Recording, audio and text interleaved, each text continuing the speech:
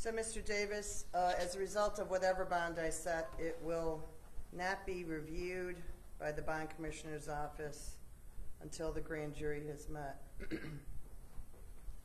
Who would like to speak first? Thank you, Your Honor. I will start because the preliminary hearing date is the 9th. In this case, Jose Torres, on behalf of the state of Ohio, the state will be asking for a $2 million bond in this case. Juan Davis, a.k.a. Eric Davis, allegedly, along with two accomplices, drove to the area of West 66 near Barberton Avenue. There was a vehicle with a 22-year-old female with her 3-year-old son and 11-month-old baby in the vehicle. She was talking to a male standing outside the vehicle. This defendant, allegedly with accomplices, approached and fired approximately 12 rounds in the direction of the vehicle. 4 shots hit the vehicle. The 3-year-old child, Luis, died as a result of the gunshot wound. The victim's family are present. They asked me to mention to the court that their life will not be the same. They are distraught and they agree with the $2 million bond in this case. We have the co-defendant as well. Her name is Catherine Threadwood. Thank you very much. And Mr. McNeil. Thank you, Your Honor. Mr. Davis denies the entirety of the allegations, Your Honor. And while this is a tragic loss of life, the defendant is entitled to the presumption of innocence, Your Honor. I would ask that the court set a reasonable bond, given the circumstances, Your Honor. Do you know who court case number 23-684676 is with? Yes, Your Honor. Defendant has an open case. It's an aggravated burglary in front of Shannon Gallagher. He also is on probation with the county for, I believe, a felony assault, and he has convictions for aggravated assault, discharging a firearm, and attempted felony assault. Because it's noted that he's on CSR and GPS monitoring with the county in the pending case.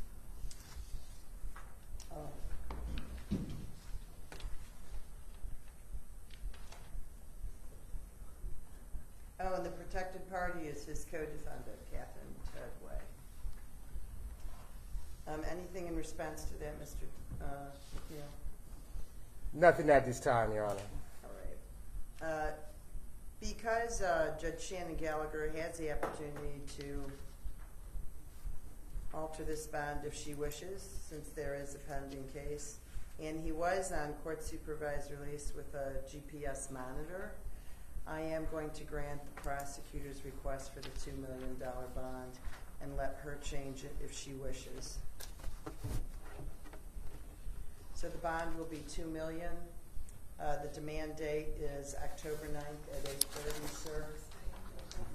Oh, that's a holiday. Yes, Your Honor, the 10th.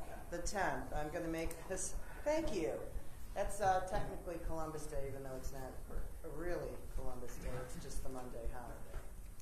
All right, this will be Tuesday, October 10th, Mr. Davis, at 8:30 in the morning in this courtroom, 3D. Good luck, sir. Thank you, Your Honor. Thank you, Mr. McNeil, and my best to Stephanie. Thank you.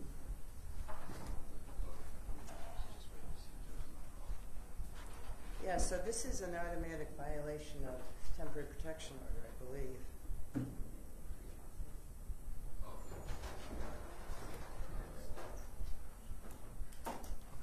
Really good.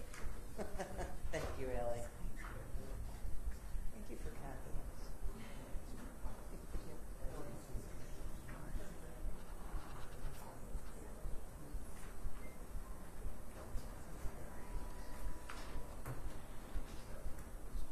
Yeah.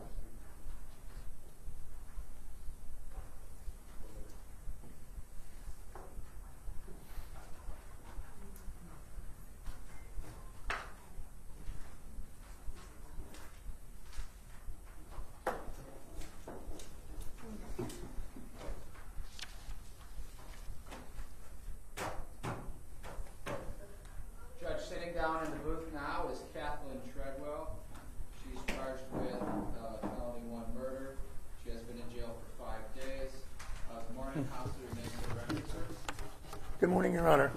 James Lenz on the limited purpose of this arraignment. Thank you, sir, for being here. I believe we will have a demand for today. Is that correct? Same day. Thank you. October 10th Yes, sir. at 8:30, Ms. Treadway. And Mr. Lentz, that's Lentz. Yes, ma'am.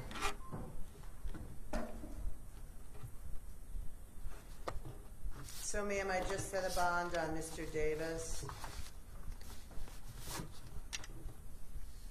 because he's, number one, scored high. He was on probation or has a pending case before Judge Shannon Gallagher. So it is likely that you may get that same judge. However, she scores a 2 and a 2. It looks like she has a 2017 misdemeanor out of another state, and she has a 2021 traffic out of Cleveland. Other than that, the fact that she has the 2017 makes her a multi-state offender. But what would you like to say as it relates to the prosecutor's stance on this, Mr. Torres? Thank you, Your Honor. The state will ask for $500,000 cash surety in this case. This defendant is the victim's neighbor. Allegedly, all this started with an argument between this defendant and the neighbor, and this defendant allegedly got the co-defendant to come to the premise. Again, we'll ask for a $500,000 cash surety bond. Mr. Lentz. Your Honor, the client is an extremely low flight risk. She has family here. She has a job here. She's indigent. And we do, at this time, ask that the court appoint counsel for her. There is, as the court knows, only very minor traffic citations. If ever there was a case where a recognizance bond was warranted, this is it. Unfortunately, sir, the 2017 case out of West Virginia is for obstructing an officer, obstruction of official business. But I know that the county will appoint counsel at the appropriate time, unless for some reason she is not indicted. But she's going to have the same preliminary hearing date of October 10th at 8:30. Where was she working, sir? I don't have her work address here. I'm sorry? Ma'am, where were you working? Home health aide, I'm sorry. And the record can reflect the fact that she did perform CPR on the wounded child. And I'm assuming she may have family in West Virginia? She may have family in West Virginia, but she's lived here, Your Honor. She has no means of going to West Virginia. Until I have more information as it relates to her circumstances, I, at this point, will not. I will grant the prosecutor's request and set the bond at $500,000. It can be reviewed by cash surety, property 10%.